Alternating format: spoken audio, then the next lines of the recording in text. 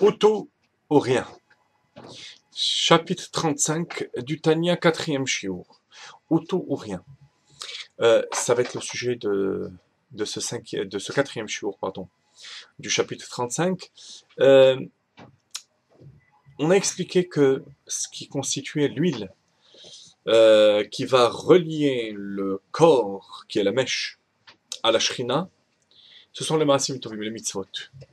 Parce que les mitzvot sont un état, correspondent à un état d'annulation totale à Kadosh Baruch. Alors que la neshama, qui aurait pu a priori constituer cette huile, cette connexion entre le corps et la shrina, n'est pas assez batel, assez annulée à la présence divine.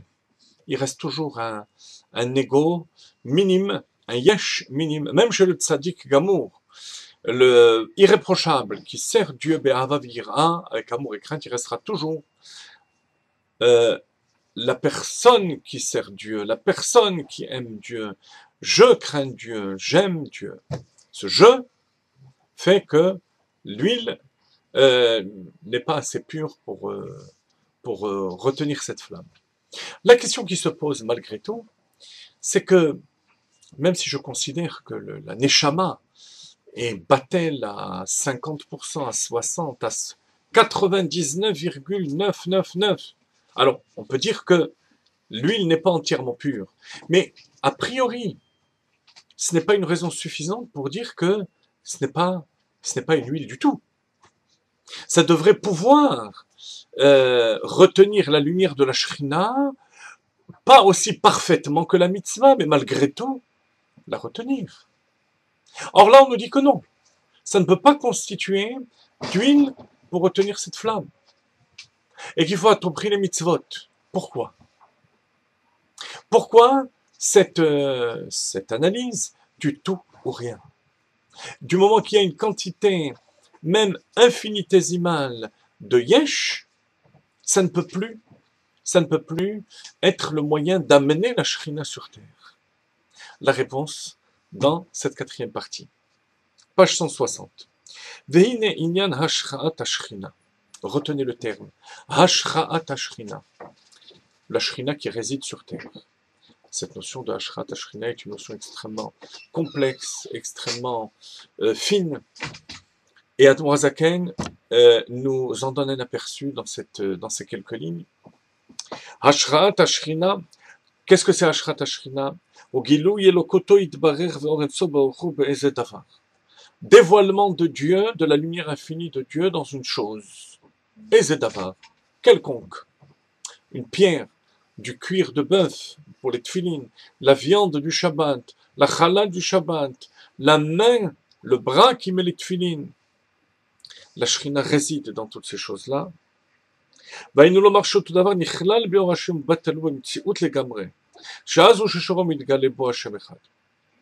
Et par la mitzvah, la shrina va résider sur cette main, sur la force motrice de la main, et cette force motrice va complètement brûler, s'annuler à la lumière de la shrina. Mais toute chose qui n'est pas entièrement annulée, la lumière divine n'y résidera pas. Et même un tzaddik gamour, qui se lie à Dieu avec un amour absolu. On a expliqué qu'il restera toujours un tant soit peu de cet ego. Sa pensée, quand on dit pensée, ça englobe l'amour, la crainte, tout ce qu'il y a de spirituel en lui, ne seront pas capables de saisir Dieu.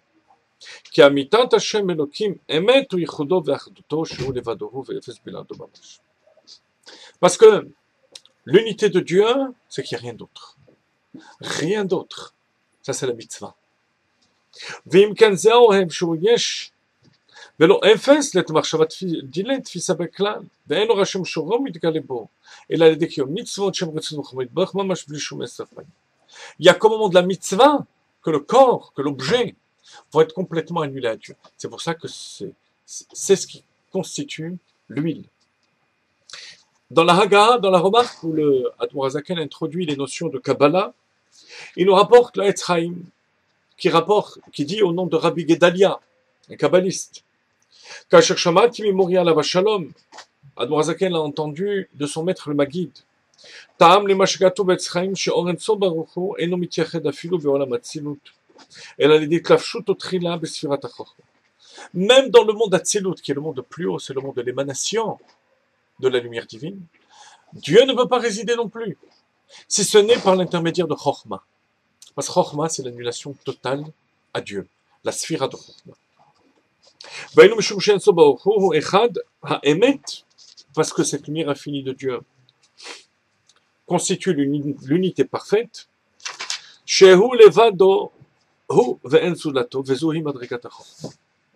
alors, chers amis, ça veut dire que il y a deux dimensions.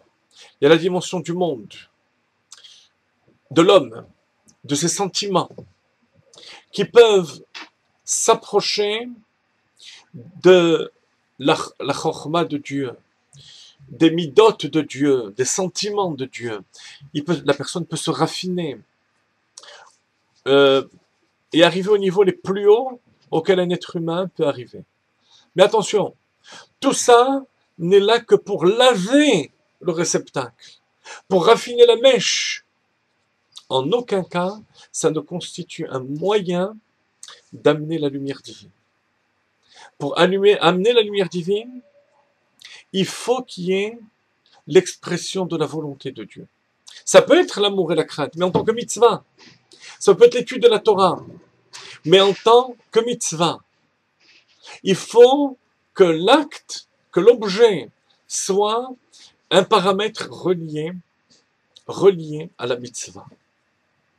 C'est alors que la Shrina réside. S'il y a le moindre ego, même si c'est un ego positif, comme chez le tzaddik, il n'y aura pas le Gilouï et le Kout, et Hashrat Ashrina, ce dévoilement de Dieu. On raconte qu'il y avait un grand mashpia, le maître de Rabbi Mendel Futerfas, connu, mashpia de Kfar Chabad, qui s'appelait Rabbi Moshe Yitzhaki, qui était un Oved Amiti, quelqu'un qui, par la chassidoute, est arrivé à servir Dieu véritablement. Et il discutait souvent avec un maskil, un chassid, mais qui était plutôt porté vers la philosophie de la chassidoute, Rabbi Moshe Gourarié. Et ils étaient en train de faire Fabringen, et il demande à Rabbi Moshe Gourarié, définis-moi ce qu'est Dieu. Alors vous en doutez bien que le chassid essaye de s'esquiver. Comment est-ce qu'on peut expliquer? Je peux peut-être expliquer que je ne peux pas expliquer. Mais enfin, il essayait de s'esquiver.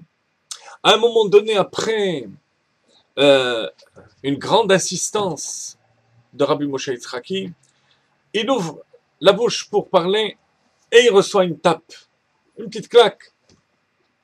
Elle est étonnée. Rabbi Moshe Yitzhaki lui dit, si tu ouvres ta bouche, tu essaies de dire quoi que ce soit, c'est plus Dieu. Tout ce que tu peux définir, tout ce que tu peux ressentir, c'est la lumière, l'émanation de Dieu, la présence de Dieu, pas Dieu lui-même. Dieu lui-même ne peut être, on peut s'y connecter que par la volonté d'Akadosh Baruch Hu, c'est entièrement au-delà de tout ego et de toute forme de compréhension.